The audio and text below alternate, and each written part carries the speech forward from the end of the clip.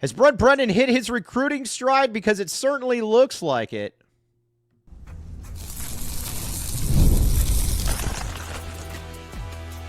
You are Locked On Wildcats, your daily podcast on the Arizona Wildcats. Part of the Locked On Podcast Network, your team every day. Thanks for keeping it Locked On Wildcats and making this your first listen of the day. I am your host, Mike Luke. All right, we got a lot to get to this show. We are going to talk about Prince Williams. We're going to talk about running backs. We are going to talk about Brent Brennan. We are going to talk all Arizona football and why you should support Brent Brennan. So there is obviously that. So let's get started here. First, Arizona has had a flurry of commitments the last 72, 96 hours, and the biggest name right now is Prince Williams. Now, you might say, Mike, who's Prince Williams? Well, thanks for asking. All right, with Prince Williams, it's pretty straightforward. He's a kid out of Bishop Gorman. He gets, what was I going to say? He gets, let's see here, probably a high 3-star, borderline 4-star, could possibly end up in that realm. Wouldn't surprise me in the least, but he's a pass rusher. Arizona needs pass rushers, and the thing about it, too, is that's also very, very exciting about all of this is when you watch this guy, he can get after the quarterback, and he can get after the quarterback in a big way. That is something that is exciting. That is something that Arizona needs in a big way. So that's obviously a very, very good thing. Now, with Williams, though, also, he could have gone to a lot of different schools, had a lot of different options. You know, those are the kind of guys that you want. And, you know, somebody made the point one time, he's like, if you recruit good players, you're going to have to, you're going to have to go against the big boys to get him, and that's exactly what Arizona has been able to do. But Williams was a big-time commit, like I said, especially on that defensive line. You get somebody that's a defensive lineman that is quick twitch, that is good like that. It's a good thing to have. And so there is, like I said, there is that. Now, the next one, too, and we got to talk about a bunch because, again, there's a flurry of commitments. We're going to get to the other defensive linemen. Obviously, we talked about Oscar Rios. Oscar Rios was kind of, I think, the one that kind of set all of this in motion. Kid out of Downey, top 150 kid, 4-star guy. And somebody that's got a lot of respect in the recruiting scene. It's going to take him a while, obviously, to be able to get to where he needs to be able to get to. But I don't see any reason why he's not going to be able to make that jump. He's just really, really skinny, but he's incredibly well thought of on the recruiting trail, and he's somebody too that I think this coaching staff targeted early. And when they targeted him early, they said when they targeted him early, they said, okay, well, we got to be able to get certain players here, and they were able to get certain players, and so they were able to do just that. That was an exciting part about all of this for Arizona football. And then you got Brandon Smith, another kid, a top 500 kid, top 25 running back out of Fresno. Again, and I would imagine, like a lot of people will ask, they'll say, well, will this commitment stick, or will that commitment stick, or whatever the case may be. Anybody that's recruited by Alonzo Carter, I expect those commitments to stick. He's a unique guy in that he's able to talk about the process. He's able to talk about how things were when he was coming up, where they are now, and to be part of that Arizona family and what that all does entail. So, I mean, I get it. Alonzo Carter, though, is the man. Excited to see, just everything that he brings to the table. And when I watch him, too, he's also somebody that, this is just getting started. If Arizona wins some football games, I think it's pretty easy to sit here and say that there's going to be something else. So there is obviously that. So I look at it, too, and I think to myself, where's the next spot then that Arizona needs to address? And that was obviously the defensive line. The defensive line was a massive concern. It's just not big enough. You looked at it last year and you had guys, some were okay, some weren't, but you just had a lot of guys that you're like, well, that's not good enough, or that's not good enough, or whatever the case may be. Well, Arizona was able to hit the ball out of the park here with a multitude of defensive lineman commits. The first one, obviously, that we just talked about was is Prince Williams. He's going to have every opportunity to be able to come in there and compete for a pass rusher spot. But there's two other ones that are going to be equally as important. But first, FanDuel, my friends, FanDuel. All right, here's the deal. Summer's sports are in full swing, and whether you're all about baseball under the lights, golf on the green, or high-stakes soccer, FanDuel is the best way to make every game even more exciting. You're already following the action. Why not make it a little more thrilling? With FanDuel, you can get in on the game while your friends are getting sunburned at the beach. Again, have fun while you're doing this. New to FanDuel, new customers can get just $5 or can bet just $5 and get $150 in bonus bets if your first bet wins. Open the FanDuel app today or visit FanDuel.com to get started. That's the great thing about it.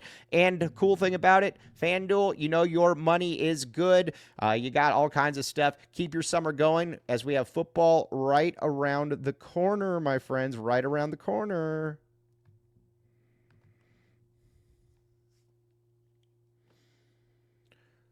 Thanks for keeping it locked on Wildcats and making this your first listen of the day. I am your host, Mike Luke. All right, now let's talk about the defensive linemen that Arizona is looking at or has gotten commitments from. The first one is Keatron Harris, defensive lineman out of Compass. Came here, I think, from Narbonne High School. Big dude, another guy, probably rated as a top 10 player in the state of Arizona, somebody that could have gone to a lot of different places. Arizona wanted him. Arizona prioritized him. He's got a big defensive lineman body. And, like I said, he wants to be good as well. He is he's a beast. He's somebody that Arizona is going to be able to build around. He's somebody that Arizona is going to be able to, I think, have a very good setup. And that's what I think, if you're a Wildcat fan, I think that's kind of what's exciting about all of this is just looking at some of these players and saying, man, you can do a lot of different stuff with these guys. Harris is that dude, though. Harris is a guy that, like I said, could have gone to a lot of different places. Arizona did a very, very good job of recruiting and rounding him up. So there is, like I said, there's obviously that. That's one, too, that I don't know that I thought that Arizona was necessarily going to get, but they felt pretty good about it, and they put in the work, and they got him. So you're going to have one of those run stuffers in there as well. That is, like I said, that's something that will be fun to watch. Now, the other thing, too, that is going to be that's also going to be interesting is who's that other one that Arizona can get? And I think the other one that Arizona can get is, and it's fairly simple, they already did, is Manoa Fapusa. Another big guy. He's out, like I said, he's here out of California, part of the Juice County crew. And huge guy. The vibes with him are awesome. You watch that recruiting trip, everything, just how everything played out. That was really, really cool stuff to see. And, like I said, when you kind of get a grasp of what they're doing, what they're trying to build, it's exciting stuff to watch. And I think that's, like I said, that's something that's also, that's something that's also pretty cool about all of this. So there's obviously that. Now, with Fapusa, he's another one. There's going to be a lot of open spots to play. Now, again, Arizona's going to have to hit the portal again. That's just going to be the way of life for Arizona, and that's the way it is for pretty much every team out there. You're going to have to do well in the portal. You're going to have to be able to recruit the portal. If you recruit the portal well, then you're going to be able to succeed and win games. But Arizona's also got a very, like I said, Arizona's also done the necessary legwork to get to that point, though. And I think that's where, if you're an Arizona fan, you got to be pretty excited about the evolution of this, let's say.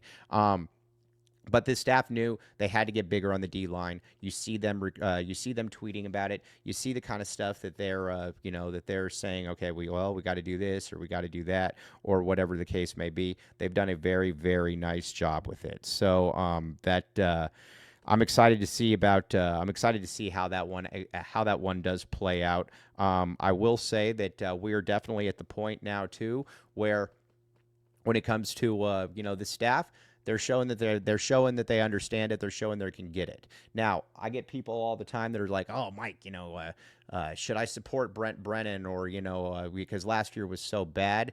And I have a really, really easy answer to that one that I think it's not that complicated.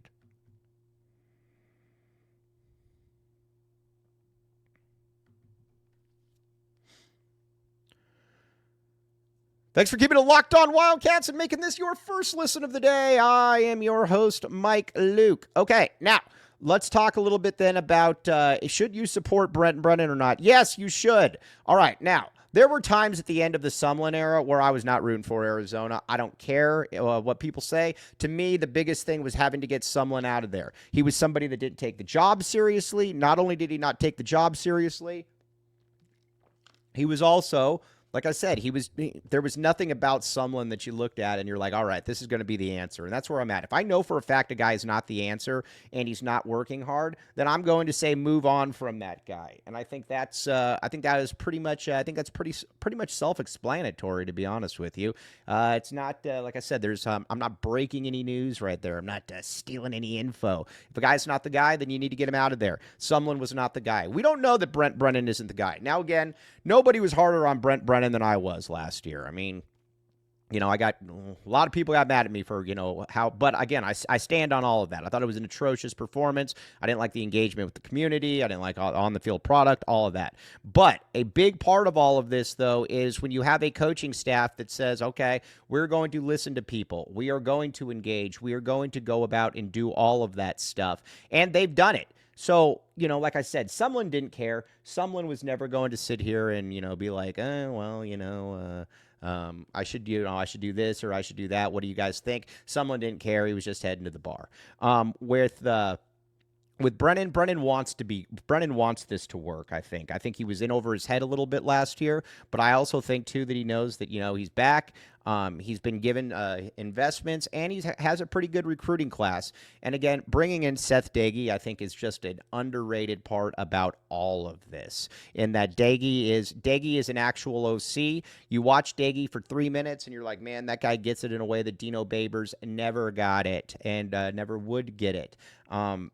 That's what I think. That's part of what you see when you see Seth Doege, and that's, I think, like an exciting part about all of this too, is that this is a coach that he is like I said, he's good at what he does. Not only is he good at what he does, he can revamp and he can move the offense around to be able to put guys in position to be able to make plays. You look at it. This is a guy that, threw the ball everywhere when he was at Texas Tech, and he gets to Marshall and he's having to run the ball because of injuries, because of lack of stability at the quarterback position, et cetera, et cetera, et cetera. And I think that's going to fit in very well. Here at Arizona, like I said, you had two OCs that really didn't know what they were doing. And he's gonna have to get the ball out early. I don't know that I look at this team at all and say that, one of my biggest concerns is that offensive line. That offensive line terrifies me. But it is what it is. You got to deal with what you're dealt, and Arizona is in a spot right now where you're going to have to be able to deal with what you got. And so we will, like I said, we'll see how this plays out. But it's been a great week for Arizona football. It's been a great week for Brent Brennan. And like I said, he deserves a little bit of that. Not only does he deserve a little bit of that, I think I think you watch him and you're like, okay, that's a guy that, he wants to be here and he wants to do well. And he's addressing the issues that need to be addressed. Arizona needed a quarterback. They need somebody that you can look at and say, that guy can develop. They got that with Oscar Rios. Arizona needed some more running backs, although I don't ever worry about running backs with Alonzo Carter. They got it. And more importantly, you need stuff on the defensive line and the offensive line. Now, again, the offensive line hasn't necessarily been addressed yet, but the defensive line, from Prince Williams to Keatron Harris to Manoa Frapusa, those are big. And so I'm going to give you a little bit of a hint, too. There's probably going to be a few more commitments as well, and it would not surprise me at all if Arizona's class begins to outpace ASU's class as well, which is kind of funny, being all the buzz that ASU had that has this offseason. But I think the A is going to be very, very well represented. But we had to have a special podcast on this Sunday to be able to talk to you guys about what's going on, and like I said, and to give Brent Brennan some kudos, because Brent Brennan's had a really, really good offseason. And if you're going to criticize, you also got to be able to sit there and give the applause line when what you're asking for is done. Appreciate it, Coach. All right, now let's win some games. On that note, though, appreciate you making Locked On Wildcats your first listen of the day. Locked On, your team every day. We will be back with you tomorrow.